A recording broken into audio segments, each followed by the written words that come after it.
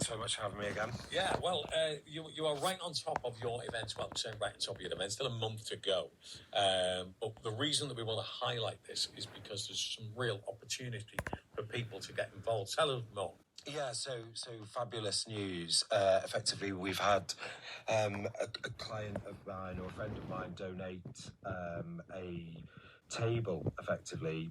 So Edwards Elite Engineering have paid for a table, and we are running a People's Champion campaign, which is reaching out to all of Merseyside for people to nominate individual people.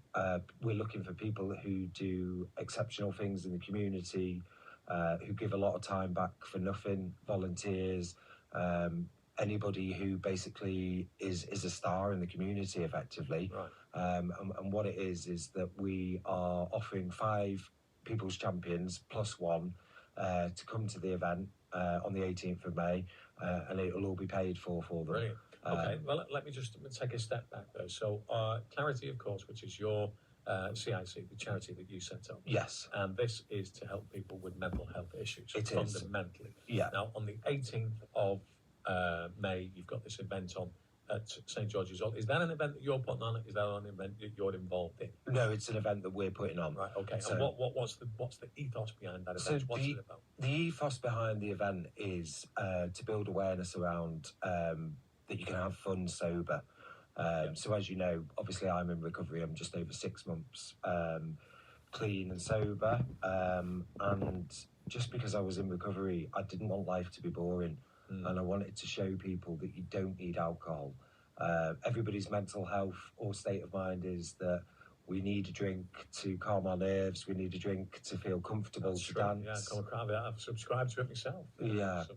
So you're saying no, not necessarily. I'm saying no. I'm throwing a curveball back at it, and I'm saying that the kids growing up these days have a different outlook. For example, my son can go and have 1 pint and come home. I could never do that. Exactly. Growing up, it wasn't the done thing. And I can just see, and the corporate mindset is beginning to change. And I believe that, other countries have changed further. And I believe that the UK, we need to move in the right direction. And I can see in another 5 years' time, 10 years' time, that things will be a lot different and that a lot more corporate events won't have that pressure of having to drink. But it's the main component of a lot of it, that there's alcohol involved in a corporate event. And just to come back on the point that you made there, I mean, I've always been a drinking person, not to an alcoholic level. But, there's times that I've drunk quite a bit. And I used to think to myself, right, well, this is a requirement here, because if I'm going to be in the mindset, if I'm going to be, as I perceive myself, be as funny as I am, it's always alcohol that features into it. And I think it's necessary. That's why I do it. But then, there's many a time where we could be in here, or we've just gone for coffee or something, and we're having that level of fun and not even thinking about the fact that we're having a beer. And I'm thinking to myself, this purely has to be psychological. In the sense that you think perhaps maybe that alcohol is the fuel to make you more sociable. Yeah, and to be fair, you hit the nail on the head, because alcohol, well, firstly, it's a depressant. Secondly, it causes anxiety. And to prove the point, I have just last week or the week before done 4 nights in Ibiza, going to all the beach parties, going to everything, completely sober, and wow. I had an amazing time. That is so achievement. And I do you know what? I was very proud. It was liberating. It was liberating to basically be able to go and do anything I want and to do it sober. I danced. I had an amazing time. I woke up every morning. I enjoyed breakfast. I enjoyed the sun, and life was just amazing. And there was nothing that I couldn't do that, I can't do sober. And that just showed me. And I had an amazing time. I laughed, to your point, the entertainment, the laughing, the joking, everything was just as good, but sober. It was interesting because, and I can relate to this only from 2 nights ago, we've been involved in a project here at Liverpool Live called Live Aid Liverpool, and the event took place on Sunday. I could only make it to half of it, and it was almost certainly in the run-up to that I'm one of these, oh, yeah, I'll go there, I'll stay over, I'll have a few drinks and all of that. And circumstances prevented me from doing that. So in order for me to do my bit, because I was presenting some of the acts that was on, I could only make it for half a day. So that meant I had to drive there. And I got in there, and of course, I'm seeing loads of people I know, and a lot of those people are having drinks and thinking, oh, no. But once I got beyond that, I was really pleased. And to be able to come away from that event, had a really good time, and remember everything was an interesting kind of way of waking up on a Monday morning. Yeah, and to be fair, that's where the concepts come from for the 18th of May. So it's basically trying to show people, and we're not saying that people can't drink. If people haven't got a problem with drink, no problem. But what we're saying is, come and experience. Come and experience that you can have just as an amazing time, without alcohol as you can with alcohol. Sorry, because people's perception is that they have to have alcohol to have a good time, and I'm throwing it out there to challenge it and saying you don't need alcohol. It's, and to your point, just getting over the inhibitions, that beginning inhibition of, I feel a little bit nervous, I feel a little bit uncomfortable, and the 18th of May, our event is going to take those inhibitions away with all the stuff that we've got planned, and the way that we're going to get people involved. And it's a great opportunity for people to come and try it. Well, tell us about some of the things that's going to happen on the 18th. What can people expect if they go to St George's Hall? Well, it's going to be a fabulous experience. You'll arrive to drummers, dancers. We've got a 3-course tasting menu by Il Forno. We've got non-alcoholic drinks companies sponsoring, providing samples of non-alcoholic beers, non-alcoholic champagnes, non-alcoholic drinks for everybody to try, sample. We have got funfair games. We've got Rossi, the DJ. He's comparing the night. We've got Neil Razor Ruddock coming and speaking. And he's been through a lot in his life of different challenges. Oh yeah, he's been there, got several t-shirts. He's got several t-shirts. So it's somebody great, and the whole atmosphere. The whole atmosphere will be. We've got an amazing band, DJ. I don't think you could ask for anything more. To be honest, no. I genuinely don't think you could ask for anything. So to come back to it with the table, and you were looking for the people who have kind of gone above and beyond. There's going to be a table there, and they'll get to hear these speeches from the likes of Neil Ruddock and that, and they can participate. So is that what you mean by the table? Yeah. So basically, the table, the People's Champion. There is a table of 10 people. Anybody who would like to nominate just needs to visit claritygroup.co.uk, and it's Clarity with TEE. Yeah, as obviously it's a play on teetotal. Yeah. Anybody and come and nominate people, because what we want to do is, the whole company has been set up with the ethos of trying to help people, but we would also like to give some people who are helping people something back, and what better way to have 10 people come and enjoy this night that's for free. And again, it's a big thanks to our sponsor who's donated the table, of Mike at Elite Engineering, and I can't thank him enough, because what an amazing thing to do. He can't attend the event, but he said to me this is what he'd like to do. And what we're finding is, the company, the more that we are developing, we're having more and more people come to us and wanting to help. Which is amazing. I tell you, you will find very few cities like this with such a repository of volunteers.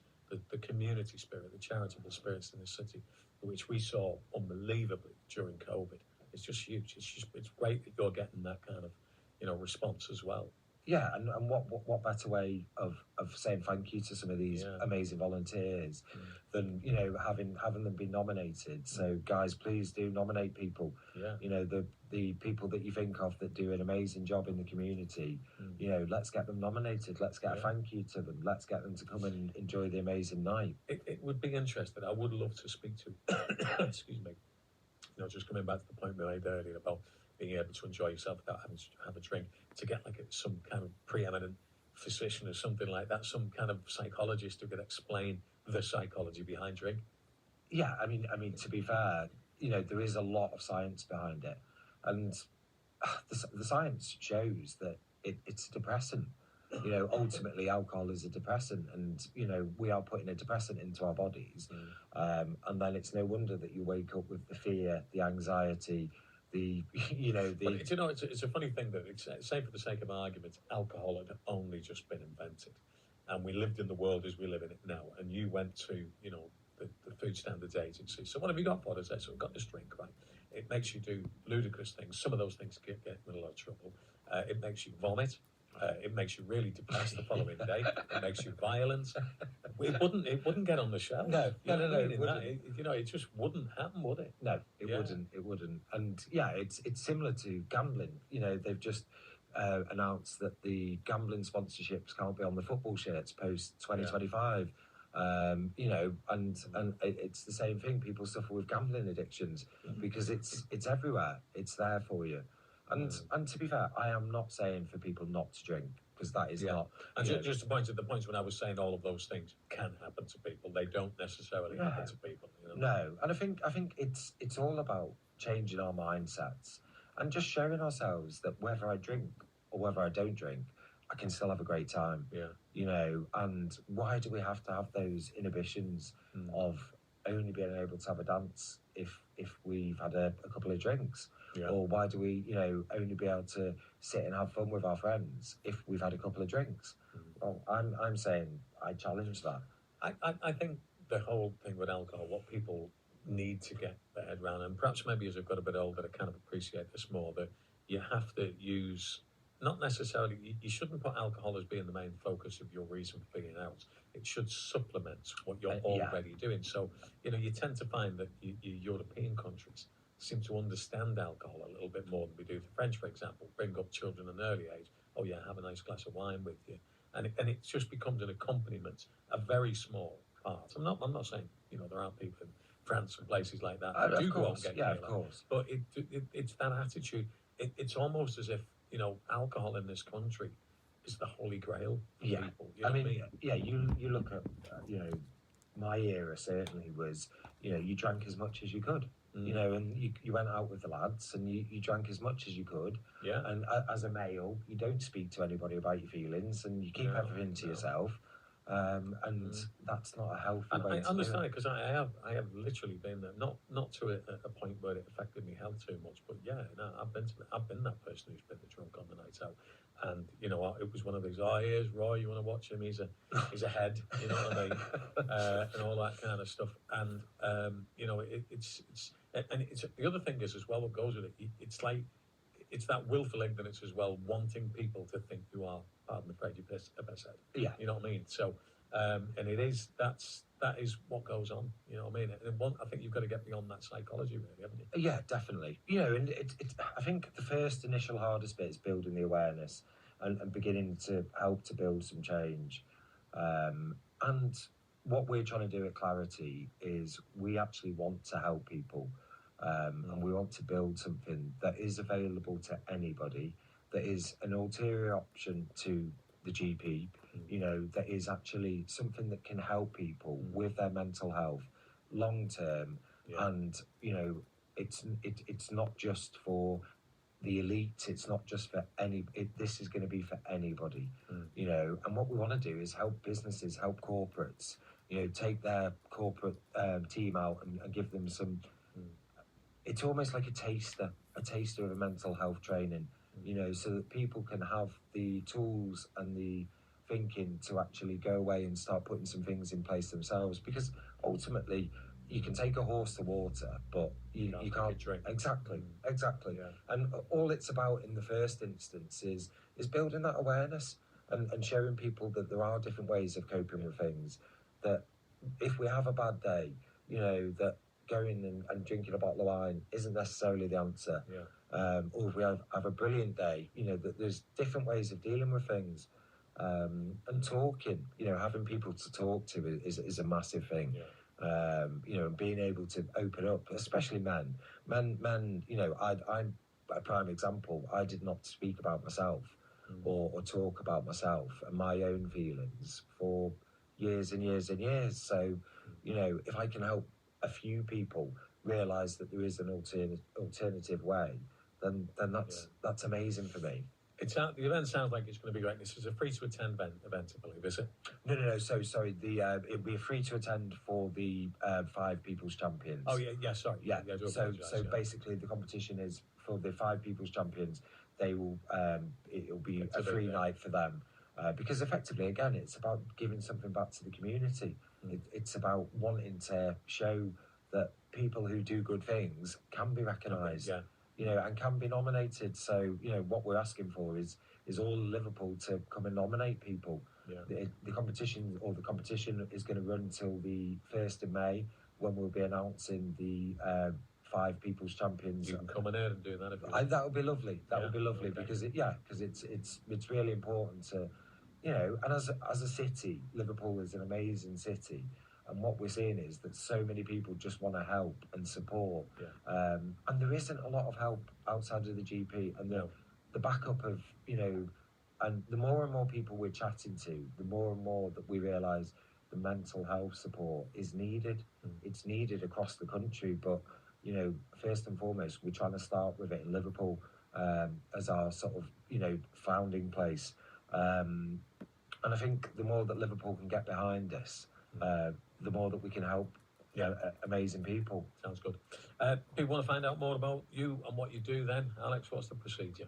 So basically come on our website, which is claritygroup.co.uk, Clarity with TEE. You'll find the nomination form for the People's Champion. And for any companies that are thinking they might like to take, we've got about 25% of tables left. So again, tables are available, but they are going fast. So anybody who's thinking 18th of May, St George's Hall, come and have a fabulous night. A month away, but a month Thursday, it will soon come round, no doubt about that. So get your skates on. That's the message to people, really, isn't it? And again, thanks very much for having me on again, Roy. It's been a pleasure. No problem. Thank you very much. Thanks, Alex Clapp from Clarity. Go and check out that the 18th of May. Stick that date in your diary, because I'm sure it's going to be a tremendous event.